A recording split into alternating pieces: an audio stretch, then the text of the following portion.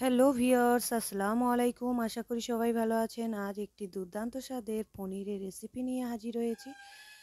আশা করি আপনাদের ভালো লাগবে। চলুন দেখে নেওয়া যাক। এখানে আমি পনির 200 গ্রাম নিয়ে নিয়েছি। পনিরগুলো এখন পিস পিস করে কেটে নেব। পনিরের এই রেসিপি আমি যেভাবে বানাচ্ছি এইভাবে একবার ট্রাই করে দেখুন। আশা করি ভালো লাগবে।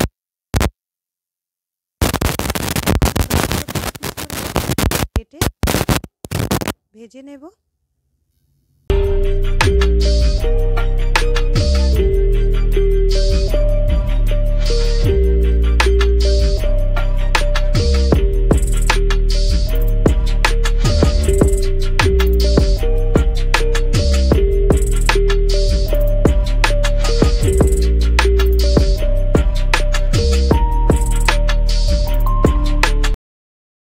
পনিরগুলো সব কাটা হয়ে গেছে। আমি এইভাবে কেটেছি। আপনাদের যেরকম ইচ্ছা আপনারা কেটে নিতে পারেন। তো হলুদ নিয়েছি আর স্বাদ অনুযায়ী লবণ দিয়ে এটা আমি মাখিয়ে নিয়েছি ভালো করে। এখন একটু কড়ায় তেল দিয়ে এগুলো ভালো করে ভেজে নেব।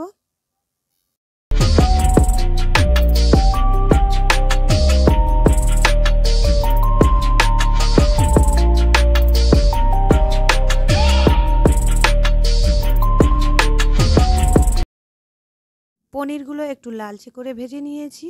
এখন একটি পাত্রে তুলে নেব। আর এই কড়ার মধ্যে আমি রান্না করব। তেলের মধ্যে দিয়ে দিলাম 2টো শুকনো লঙ্কা ফাটিয়ে, এখানে 3টে এলাচ ফাটিয়ে দিয়েছি, লবঙ্গ 3টে দিয়েছি, দারচিনি অল্প করে দিয়েছি, আর এখানে তেজপাতা একটা কেটে দিয়েছি। দিয়ে এখন এটা সুন্দর করে ভেজে নেব।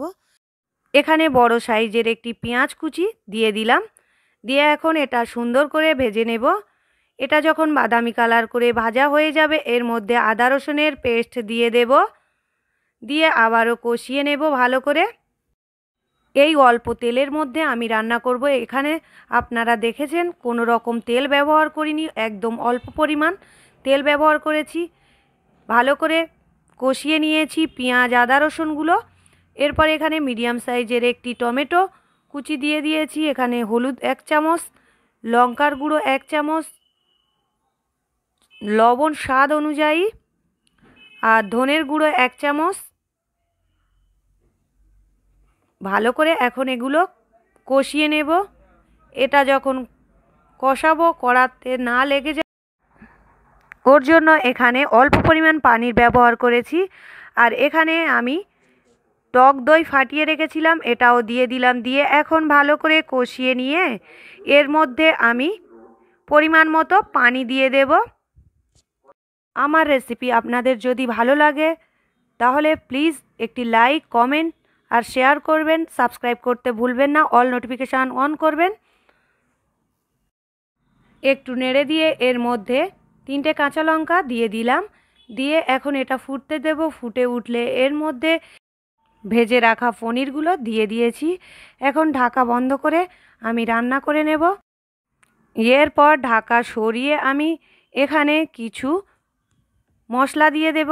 এখানে আমি দিয়ে দিয়েছি 1/2 চামচের কম গরম মশলার গুঁড়ো, আর চিনি দিয়ে দিয়েছি টেস্টটাকে ব্যালেন্স করার জন্য।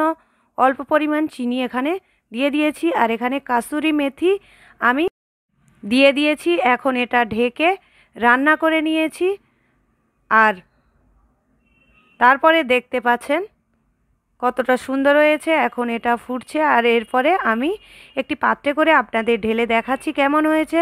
দেখতে পাচ্ছেন কতটা লোভনীয় আর কতটা সুন্দর কালার এসছে। এইভাবে ট্রাই করতে পারেন। তাহলে এখানেই শেষ করছি। আল্লাহ হাফেজ।